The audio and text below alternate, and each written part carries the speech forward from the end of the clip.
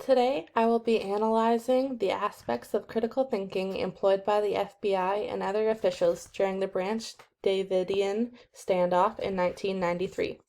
Firstly, we will set the stage by diving right into critical thinking and all its components. Critical thinking is the act of deliberately and systematically processing information to better your understanding and aid in decision making. This means not relying on instincts or acting on emotions, but rather a process of analyzing the situation at hand and responding with purpose. The act of appropriate decision making is crucial for officers and agents as they are granted so much discretion and so much power within their role that having fair, safe, and timely decisions is a necessity. The act of critical thinking is achieved by employing any or each of the following: reasoning, determining why a person is acting the way that they are; evaluating, what is the current situation, what messages are the people involved communicating; problem solving, addressing the options that would solve the initial problem; decision making, how to execute the option you deem most appropriate; analyzing the product of your actions and the level of resolution achieved. We will dig a little deeper into the skills and components of critical thinking as we evaluate the case. To brief you on the topic, the Branch Davidian standoff refers to a 51-day standoff between the FBI and the Branch Davidians bunkered in their compound in Waco, Texas. The Branch Davidians are a religious group. However, some prefer the term cult, or even the term hostages is thrown around. This group pertained of 100 or so civilians, led by a man who identifies himself as David Koresh. He deems himself as Christ, a communicator with God, and he is here to decipher the 7 seals of the apocalypse. He even explains to an agent later in the case that Koresh translates to mean death. However, this information is not known to the officials until farther communication occurs over time. Let me set the grounds of the case for you. Officials were made aware of illegal possession of firearms at the compound just outside of Waco, Texas.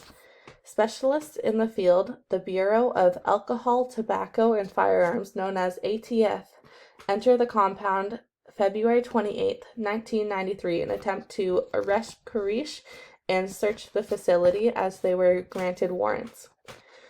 The raid ultimately results in the retreat of the ATF agents, resulting in 4 ATF agents killed and 16 ATF agents wounded after an open fire encounter between the ATF and the Branch Davidians. Koresh, the leader of the Davidians, was also wounded in the encounter. At this point, the FBI becomes the leading agency on the case. Situated in a safe position after the shooting, all of the agents were outside of the compound.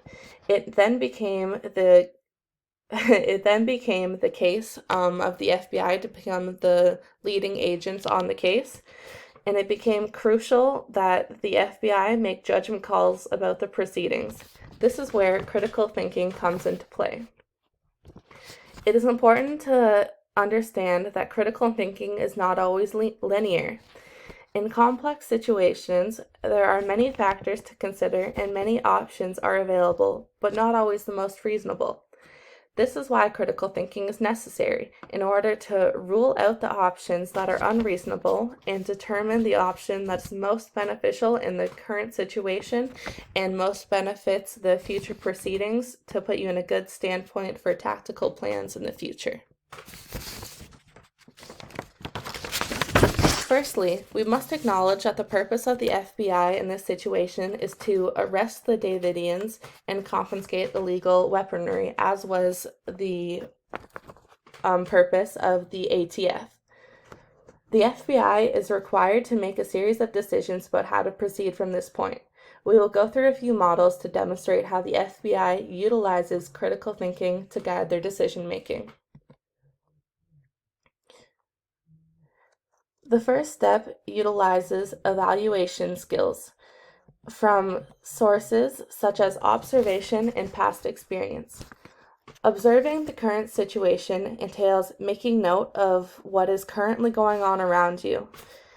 This would entail the ATF is treating agents for gunshot wounds, fatalities have occurred, and they would observe that there's no immediate harm being inflicted, as in the Branch Davidians no longer are in contact or shooting at any of the agents.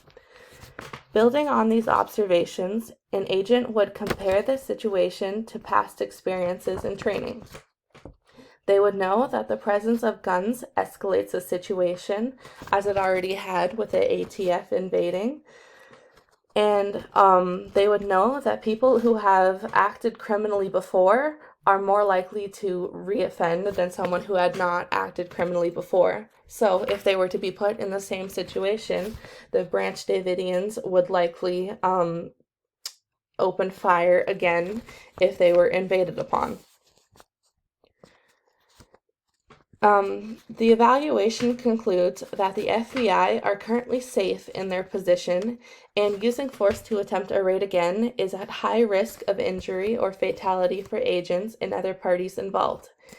This process of critical thinking was beneficial as it eliminated a forceful raid and from this potential plan of action to solve the problem at hand. With the previous model of action out of the way, we have progressed to know we need a more tactical plan. This time, we'll explore critical thinking tactic of reason by analyzing the sources of observation and reflection. While an agent may observe the barrier of the walls between the Davidians and themselves, the next step is to question why the barrier is there. Barriers are often put in place to keep others out or to keep people in. Given it is a site for illegal possession of arms, it's logical that they want to keep other people out, such as the FBI, out of their quarters. However, it is also quite possible that this building was structured in a way in order to keep people in. This theory aligns with the tip provided by the Bureau of ATF that they tipped off that it might be a potential hostage situation, as they noted there might be civilians on the inside. The protocol of a hostage situation is making contact with the inside to discuss negotiations. Communication with the Davidians poses no immediate risk of bodily harm and also provides intel on the situation at hand, further clarifying his reason of action. Those are just two examples of the application of critical thinking components within the decision-making process. From this point, the FBI chose to recruit the critical incident negotiation team and behavioral experts, as well as the hostage rescue team at the specific request of the ATF. The FBI then proceeds to establish communication with Koresh.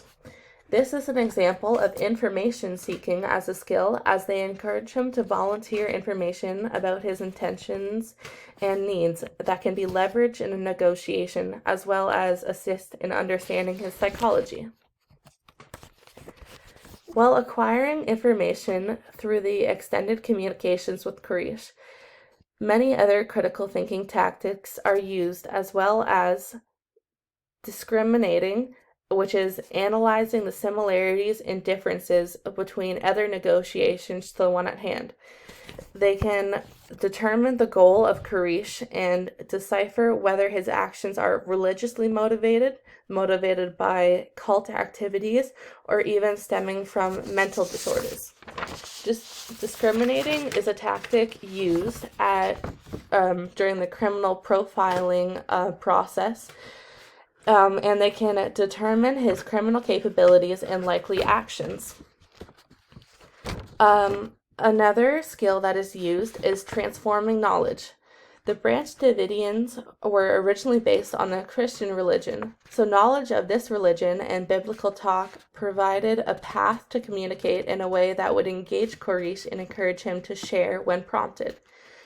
Transforming knowledge in this situation was very key to decipher the relevant information, which is also another skill he used in critical thinking, as he communicated a fixation on the seals of the seven seals of the apocalypse, which religious experts determined to be an outlier in the relations between significant focuses in the Christian religion compared to the branch Davidian religion.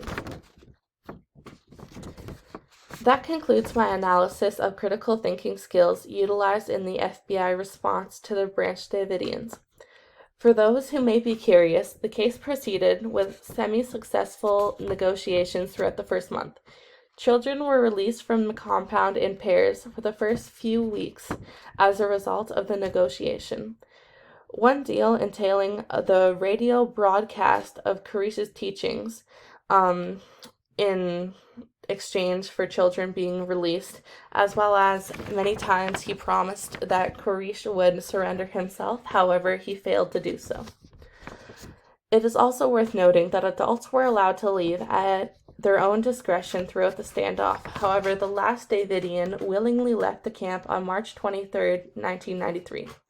The FBI chose to utilize more coercive tactical plans alongside the negotiation tactics beginning on March 5th.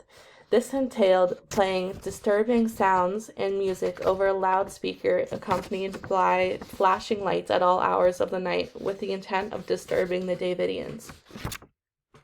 The standoff was finished upon the administration of tear gas by the FBI, which triggered the Davidians to respond by setting their compound on fire and a series of suicides as well as murder among the Davidians themselves.